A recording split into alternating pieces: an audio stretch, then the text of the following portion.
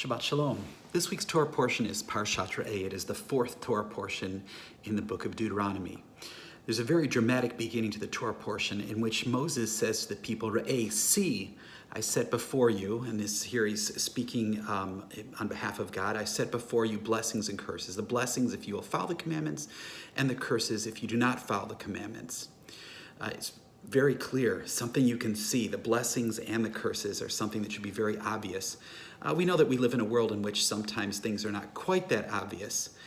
Later on, he refers to the fact that when the children of Israel enter in the land of Israel, they will arrive to a spot which is near the city of Shechem, today's Nablus, where there are two mountains facing each other. One of those mountains is covered in greenery. The other one is rocky. I've actually had the opportunity to see those two mountains when I was in rabbinical school many decades ago. And it was fascinating to see two mountains right next to each other that looked so different. And it was very clear, a very nice image that is used here in the Torah to represent the difference between following a life of mitzvot and following a life in which one ignores or transgresses the mitzvot. This idea of seeing things, I think, is one, and blessings and curses and seeing them is one that many of us feel very keenly right now in the middle of this continuing pandemic.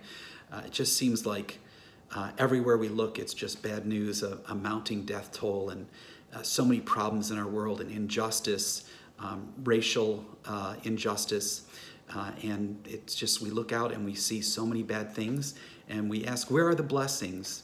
And then this week we had some very, I think, uplifting things that happened. No matter where you are on the political spectrum, very historic that Senator Kamala Harris was named to be the vice presidential candidate for the Democratic Party. First time that we have an African-American woman and an Asian-American woman to be nominated to this position.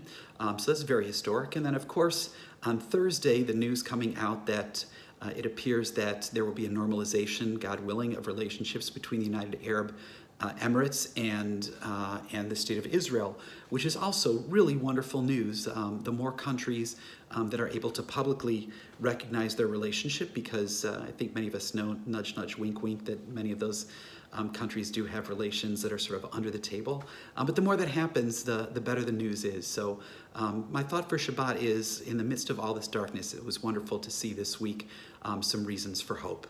This week at Bethel, the Heights Synagogue, we mark the yahrzeit of Vladimir Bonachik, Dr. David Russak, Sadie Landisman, Bernard Mason, Joshua Andrew Toppy, Osher Ben Zalman Rabinovich, and Esther Liederman. Wishing all of you a safe, healthy, and wonderful Shabbat.